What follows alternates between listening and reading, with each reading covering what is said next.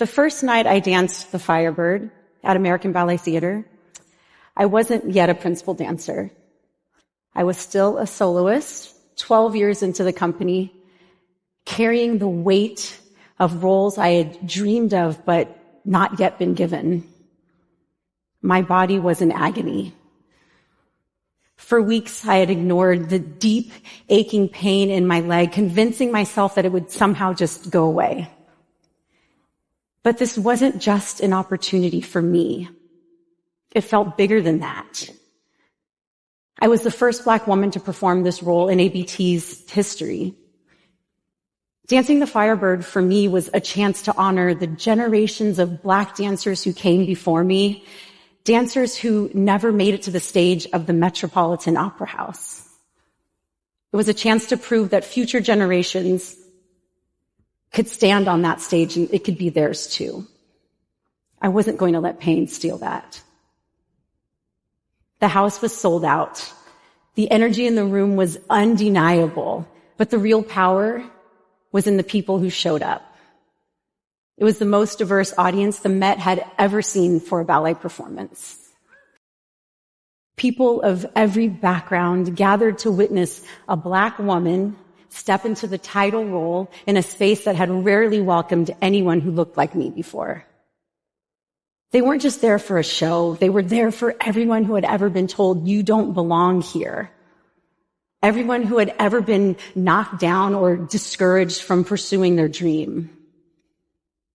As I stepped onto the stage, the cheers were so loud, I could barely hear the orchestra. Because in that moment, what had always felt impossible was now inevitable.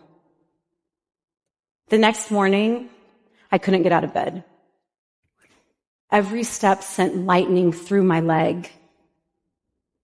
The test results revealed what I had tried to will away. 6 stress fractures in my tibia. I had danced an entire performance on a broken leg. Now, it's hard to explain the mix of emotions I felt. Pain, yes, but also pride, fear, and an unexpected calm that washed over me, knowing I had poured everything I had into that role.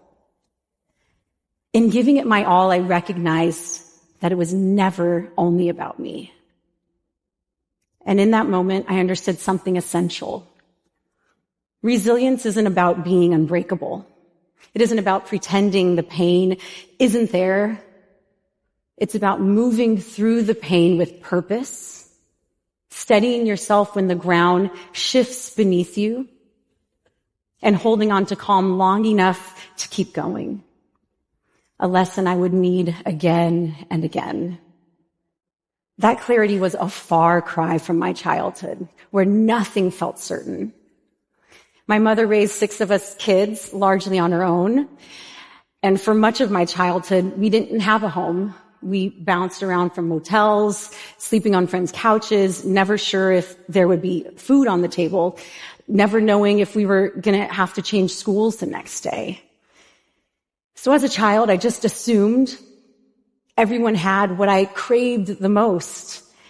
The one thing that felt so out of reach for me, and that was stability. I kept people at a distance. I didn't want anyone to know what we were going through at home.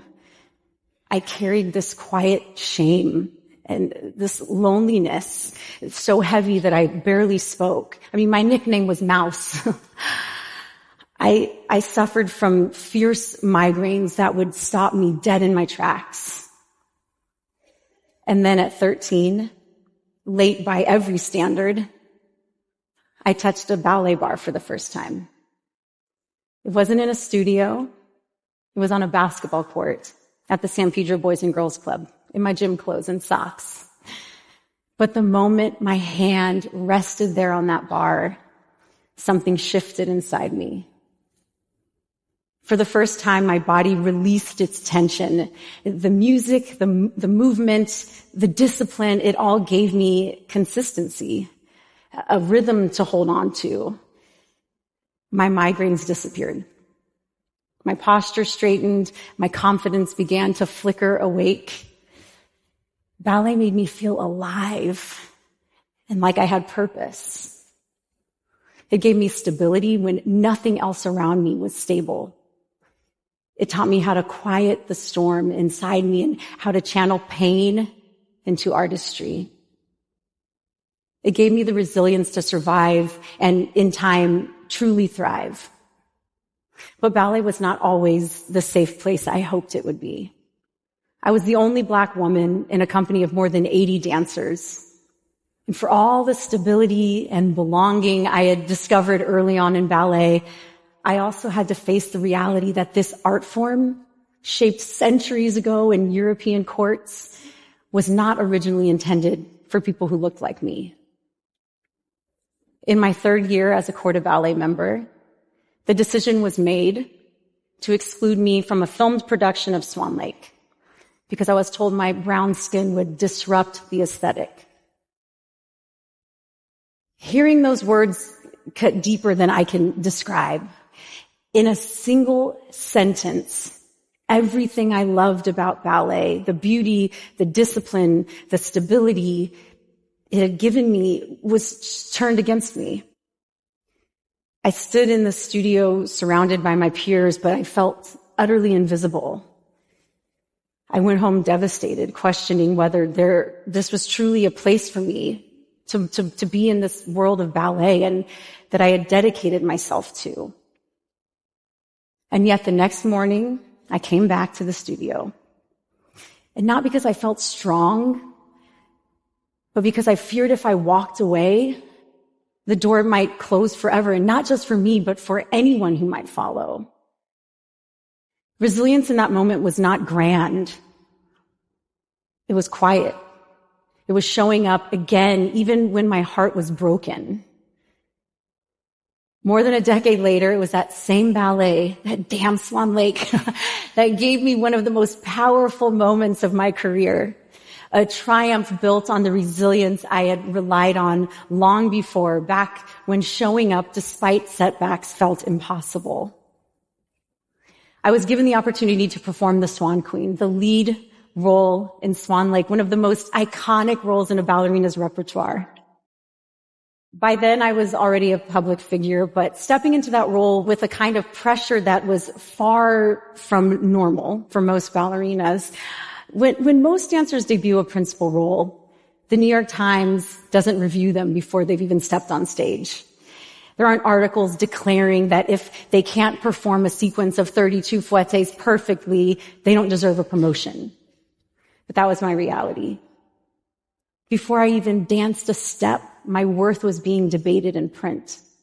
Every headline reminded me that I wasn't being judged solely on my artistry or my technique, but also on the fact that I was a Black woman standing in a role where no Black woman at ABT had stood before.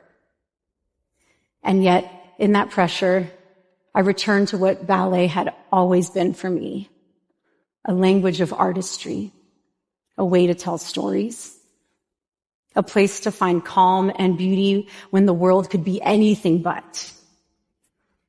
When the day finally came to debut as the Swan Queen, Raven Wilkinson was in the audience. Raven had been the first Black woman to dance in a major American ballet company, the Ballet Russe de Monte Carlo, in the 1950s, performing across segregated America while facing threats from the Ku Klux Klan.